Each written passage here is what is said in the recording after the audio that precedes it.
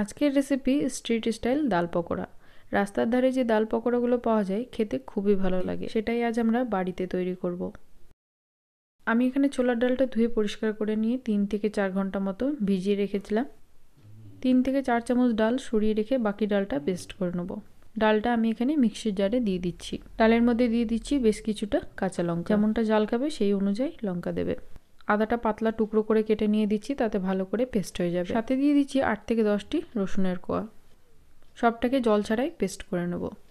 এরকম মোটাভাবে পেস্ট করে নিলাম। এতে দিয়ে দিচ্ছি 2 চা চামচ 8 ডোকরা করে গুঁড়ো করে ধনেটাকে মোটাভাবে গুঁড়ো করে নিয়ে দিয়ে দিলাম।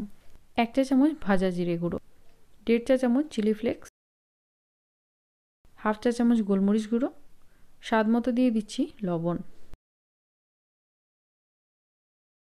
1/2 চা চামচ হলুদ গুঁড়ো।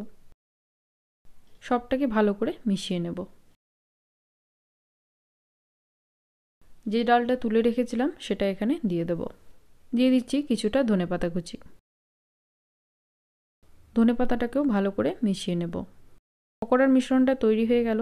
এবার এরম অল্প অল্প করে নিয়ে গরম তেলের মধ্যে ছেড়ে দেব। যখন পকোড়াগুলো দিবে তেলটা যেন ভালো মতো গরম হয়। পকোড়াগুলো দিয়ে 1 থেকে 2 মিনিট পর এগুলোকে পাল্টাবো। ভালো লালচে কড়কড়ে করে ভেজে নিতে হবে। পকোড়াগুলো দেখো ভালোভাবে ভাজা হয়ে গেছে। এগুলোকে এবার তেল ছেঁকে তুলে নিচ্ছি। আমি এই পকোড়াগুলোকে ধনেপাতা আর পুদিনার চাটনির সাথে সার্ভ করছি। তোমরা এটা সস দিয়েও খেতে পারো। এরকম ক্রিস্পি এই পকোড়াগুলো খেতে খুবই ভালো হয়। একবার অবশ্যই ট্রাই করে দেখো। ধন্যবাদ।